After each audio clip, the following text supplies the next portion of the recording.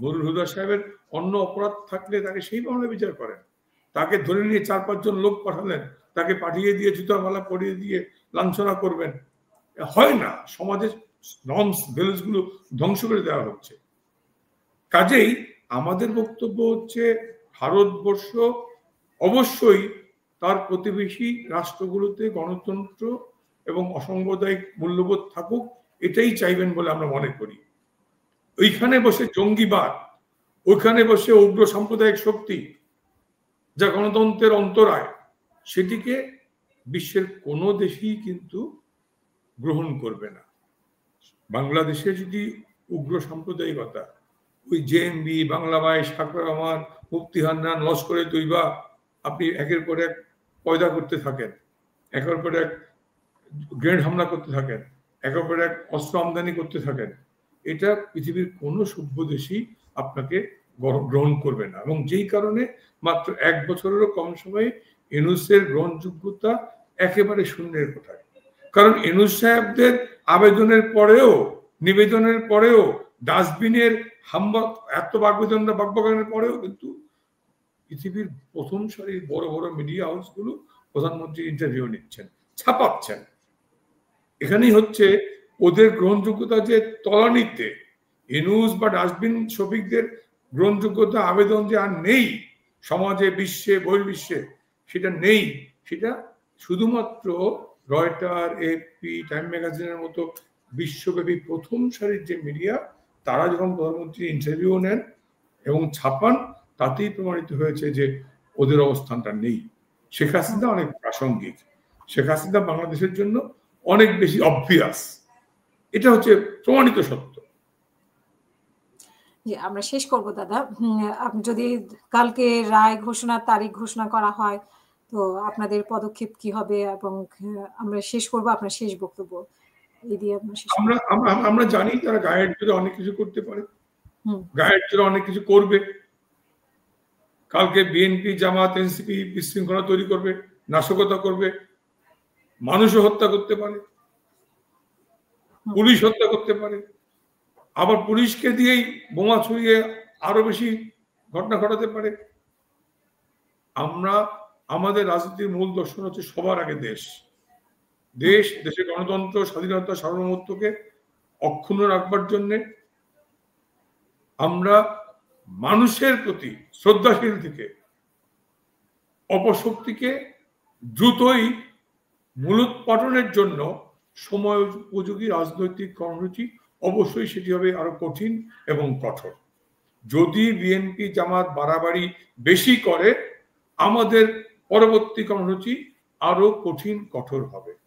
আগামীকাল যদি কোনো বিশৃঙ্খলা হয়, আগামীকাল যদি কোনো নাশকতা হয়, সমস্ত দায় নিতে হবে বিএনপি, জামাত সহ যারা কাউন্টার প্রোগ্রাম শুরু করলো শেষ মুহূর্তে এসে, জনগণের সমর্থনের কারণে ভীত শঙ্কিত হয়ে যারা শেষ মুহূর্তে এসে বিশৃঙ্খলা তৈরি করে নির্বাচনকে পিছানোর জন্য একটা প্রভোগ করলো, এই দায় তাদের নিতে হবে। আমাদের থেকে তো বলা হচ্ছে যে এনসিপি থেকে মানে হাসনাত আব্দুল্লাহই যথেষ্ট আওয়ামী লীগকে ঠেকানো।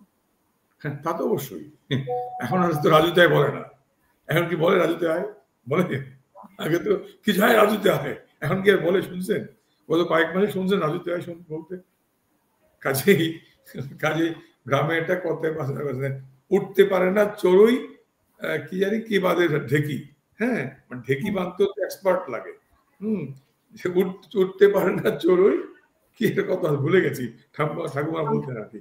হ্যাঁ, কাজেই সে কারণে বলছি যে প্রথম একটু হানিমুন পিরিয়ড থাকে, নতুন বউকে সবাই একটু আদর করে, পরে যখন মাস 6 যায় তখন মানুষ বউটা কেমন রাখতে পারে কিনা, ঘর ঝাড় দেয় কিনা, আচার ব্যবহার ভালো কিনা, কথাবার্তা সুন্দর কিনা, তখন মানুষ মাপা শুরু করে। কেমন প্রথম কয়েক মাস হানিমুন পিরিয়ড থাকে বিয়ের পরে, এটি পার হয়ে গেছে। ওটা ইউনূস ওই এনসিপির ওই পিরিয়ড শেষ। হ্যাঁ, কাজেই বিএনপির অবস্থানটা কি আমি জানি না, তার হঠকারী সিদ্ধান্ত তারা কেন নিল। বিএনপি আগে নিজের পায়ের তলার মাটিটা দেখা উচিত এই কারণে প্রত্যেকটা নির্বাচনী এলাকায় তার যে অভ্যন্তরীণ দ্বন্দ্ব,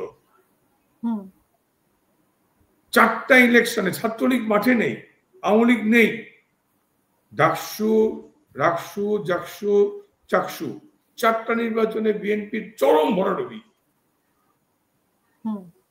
ওদের তো বোঝা উচিত যে ওদের পায়ের তলার অবস্থা কি। তার সাথে যদি ইন্ট্রা ফ্র্যাকশন, ইন্ট্রা যেই কন্ট্রাডিকশনটা আছে, বলেন তো পরিণতিটা কি হবে বিএনপি? এত সস্তা? সেটা নিশ্চয়ই বিএনপি হিসাব নিকাশ করে বিএনপি ভাববে, বিএনপি ভাববে, সেটা বিএনপিরই ভাবনা। ভাবনা না, আমাদেরও ভাবনা না। আমরা বললাম এই কারণে যে জামাত তার একটা নির্বাচনী মোর্চা করার চেষ্টা করছে 8 দলকে নিয়ে। বাংলাদেশের 300 সিটে একসাথে মনোনয়ন দিয়ে নির্বাচন নামানো এত সস্তা? এত সস্তা? এত বললাম ইউনূস সেনাবাহিনী বা পুলিশের প্রত্যক্ষ সমর্থন নিয়ে কিছুদিন নাচানাচি করা যায়, কিছুদিন পরে দেখবেন জনগণের সমর্থন যখন বাড়বে তখন বলবেন যে 70% পুলিশ বিএনপি আওয়ামী লীগের। আমরা বিএনপির আমলের পুলিশ দিয়ে রাজনীতি করি নাই। 21 বছর বিএনপি জামাত জাতীয় পার্টি ক্ষমতায় ছিল, তারপরে আরো 5 বছর তারেক রহমানের স্পেশাল ব্যাচ, ইলেকশন কমিশনে তারেক রহমানের স্পেশাল ব্যাচ, মাত্র শর্ট কোর্সের এএসপি কে ছেড়ে দেওয়া 24 ব্যাচ তারেক রহমানের, সেই ব্যাচে আমরা এসপি বানাই নাই।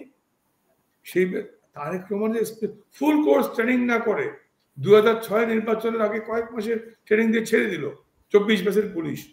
সেই ব্যাচেকেও আমরা কিন্তু এসপি বানিয়েছি।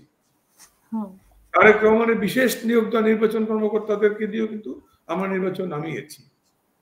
কাজেই 21 আর 5 26 বছর বিএনপি জামাত জাতীয় পার্টি ক্ষমতায় ছিল, সেই প্রশাসন দিয়ে শেখ হাসিনা দেশ চালায় নাই। কাজেই সহজ একটা আওয়ামী লীগের ট্যাগ দিয়ে দেওয়া।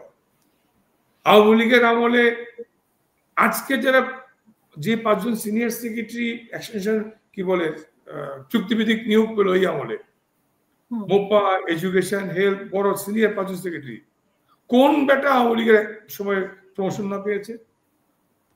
যেই 5 জনকে এই এনবিআর এর চেয়ারম্যান বলেন, MOPA secretary, recently pass MOPA secretary, education secretary, আপনাদের হয়ে কাজ করবে। কাজে কার হয়ে কাজ করবে? He is committed to do serve the nation. সে জনগণের, রাষ্ট্রের কর্মকর্তা বা কর্মচারী, কারো দলের না। কাজে যারা আজকে বিএনপি বা ইউনূসের তাবেদার, তারা কিন্তু শেখ হাসিনার আমলে প্রমোশন পাওয়া, তারা কিন্তু এই প্রত্যেকেই কিন্তু আমাদের 15 বছরে senior secretary, deputy secretary, joint secretary, additional secretary পর্যন্ত হয়েছে। কাজেই বেনিফিট সবাই নিয়েছে। বললাম তো, পাটোয়ারি সাহেব পুলিশের আইজি ছিলেন, কে না জানে তিনি বিএনপি? পাটোয়ারি সাহেব পুলিশের আইজি ছিলেন, কে না জানে তিনি বিএনপি? যারা পুলিশের ছিলেন বা আছেন, এখানে দাদা সমস্যা, মানে কে বিএনপি কে আওয়ামী লীগ। আওয়ামী লীগের সময় আমি কিন্তু বিএনপি আওয়ামী লীগ ভাগ করছি না। আমার কাছে তারা প্রজাতন্ত্রের কর্মচারী কর্মকর্তা, আমার কাছে বিএনপি আওয়ামী লীগ পরিচয় না। বিএনপি বলছে বা জামাত বলছে 70% আওয়ামী লীগ, আমি বলছি তারা প্রজাতন্ত্রের কর্মচারী কর্মকর্তা। তাদের কাছে দেশ বড়, প্রজাতন্ত্রের কর্মকর্তা কর্মচারী ভেবেই কিন্তু আমরা প্রধানমন্ত্রী কার্যালয় থেকে শুরু করে একেবারে ডিসিএসপি, এডিসি, ইউনো পর্যন্ত আমরা কোনো বাস বিচার করি নাই, আমরা করিনি। কাজেই আমরা তো যেহেতু এমপি ছিলাম, মাঠ পর্যায়ে ইউনোদের দেখেছি তার পলিটিক্যাল অ্যাফিলিয়েশনটা কি, ওসিদের দেখেছি। যেহেতু আমার বাড়ি মেহেন্দিগঞ্জ, হিজলা, দুর্গম নদী চরাঞ্চল, এখানে ভালো পোস্টিং এ যেত না। যারা আওয়ামী লীগ করে এরা তো প্রাইস পোস্টিং নিত না, প্রাইস পোস্টিং এ ঢাকায় থাকতো, আর আমারটা ছিল ডাম্পিং পোস্টিং।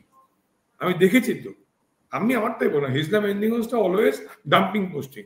এখানে যা যেত সব পচা মাল, সব পচা মাল। আমরা দেখতাম তারা কি করে। সে কারণেই বলছি যে আমাদের কাছে দলীয় পরিচয় আমরা দিতে চাই না, কাউকে আওয়ামী লীগ বা বিএনপির ট্যাগ দিতে চাই না। আমাদের কাছে তিনি প্রজাতন্ত্রের কর্মকর্তা কর্মচারী, সেটা তিনি সেইভাবেই রাষ্ট্রের কাজ করবেন, জনগণের সেবা, জনকল্যাণে কাজ করবেন, সেটি হচ্ছে আমাদের মূল দর্শন। আমরা কিন্তু বললাম তো, ওই যে কালকেই বলছিলেন, আমাদের মুক্তিযুদ্ধ পদক 21 পদক দেওয়ার ক্ষেত্রেও কিন্তু আমরা বিএনপি আওয়ামী লীগ বাছিনি। আমজাদ সাহেব চলচ্চিত্রকার, বা দেখবেন বিএনপি মনা যারা সংস্কৃতি কর্মী হয়ে যায় আর কি, এটা সবচেয়ে দুঃখজনক যেটা হয়। বিএনপি আওয়ামী লীগ সবাই তো দেশের জন্য মানে এখানে তো বিএনপি আওয়ামী লীগ বাঁচার কথা না, কিন্তু আমাদের হয়ে যায় এবং দেখা যায় যারা করেন তারা করেন, আমরা করিনি, বঙ্গবন্ধু কোনো করেননি, আমরা বাস বিচার করতে যাইনি।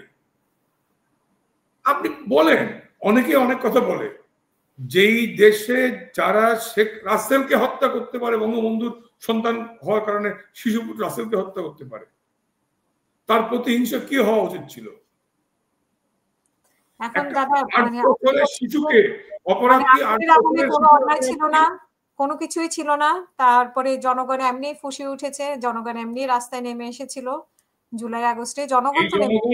সেই জনগণ মাত্র 6 মাসের মধ্যেই বুঝতে পেরেছে তারা কি ব্লাফটা ছিল।